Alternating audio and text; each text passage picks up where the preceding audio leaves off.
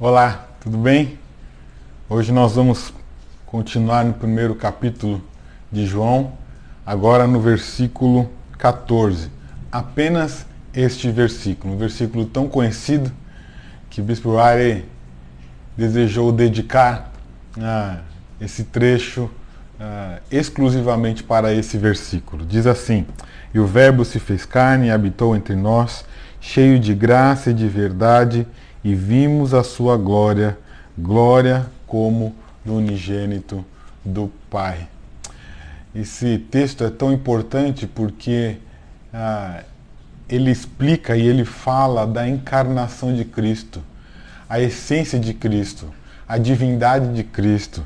Principalmente quando ele começa mencionando que esse texto ele reflete a sua encarnação, humilhação, sendo ele homem e sendo ele Deus.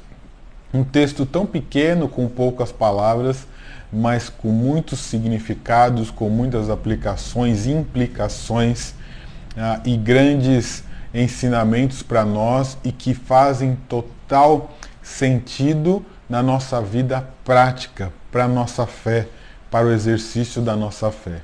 O Bispo Riley inicia assim: a principal verdade ensinada neste versículo é a realidade da encarnação do nosso Senhor Jesus, ou seja, tornou-se homem. Ele se tornou homem. O Verbo se encarnou e habitou no nosso meio.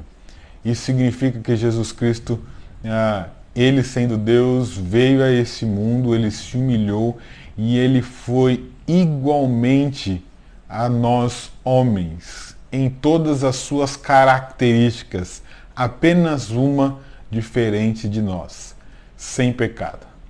Essa é a diferença como homem, e ele sendo Deus, ele nasceu de uma mulher, por mais que foi um nascimento com uma ação milagrosa, divina, sobrenatural.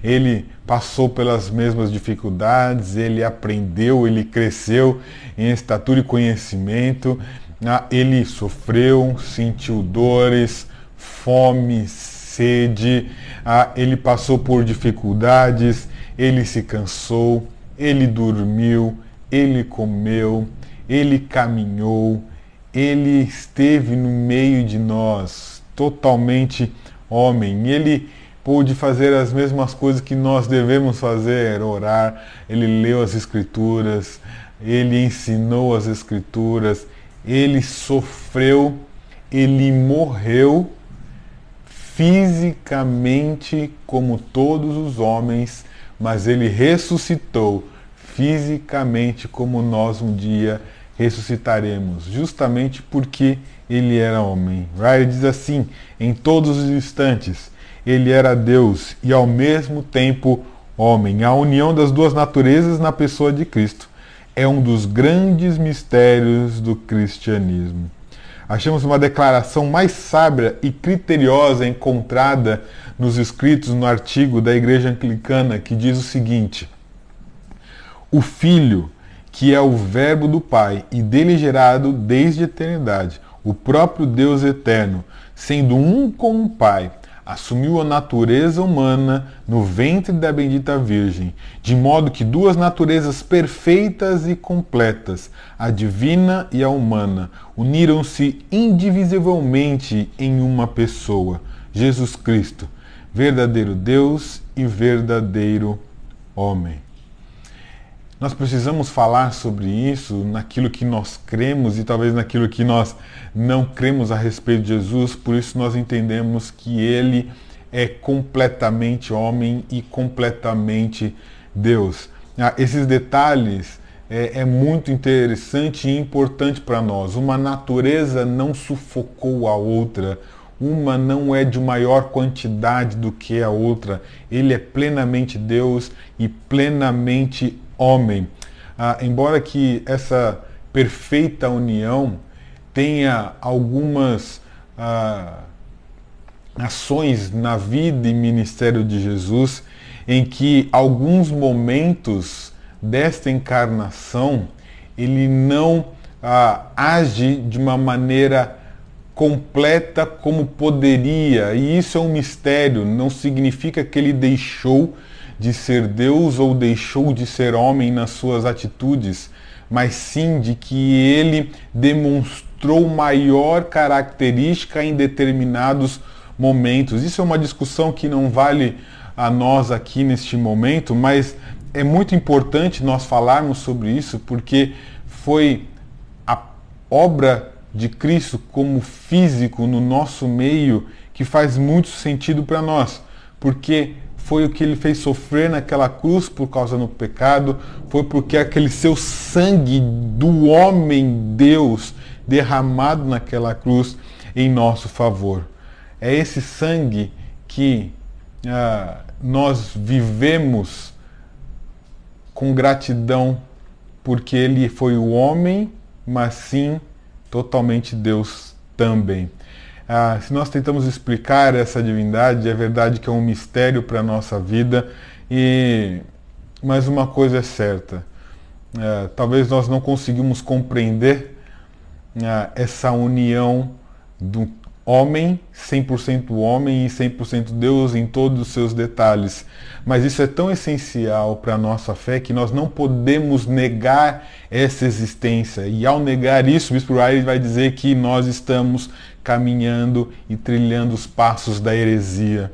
E por que isso tão importante? Por que nós precisamos falar tanto sobre isso? Porque muitas pessoas têm arruinado na fé justamente por não acreditar que Cristo era totalmente homem ou totalmente Deus. Mas como que isso se aplica a nós? Porque ele é totalmente homem e totalmente Deus, é porque nós podemos ter ele como sendo nosso mediador. Ele precisava cumprir todas as coisas junto ao Pai por ser Deus e totalmente homem para passar tudo aquilo que nós passamos e necessitamos. Se essa dúvida persiste, nós teremos dificuldade de entender o valor da justificação em Cristo Jesus, do preço que foi pago. Essa essência da natureza divina e humana de Jesus Cristo valoriza o sangue dele derramado naquela cruz, porque tem que ser totalmente homem para derramar o seu sangue e totalmente divino para aceitar esse sacrifício perfeito.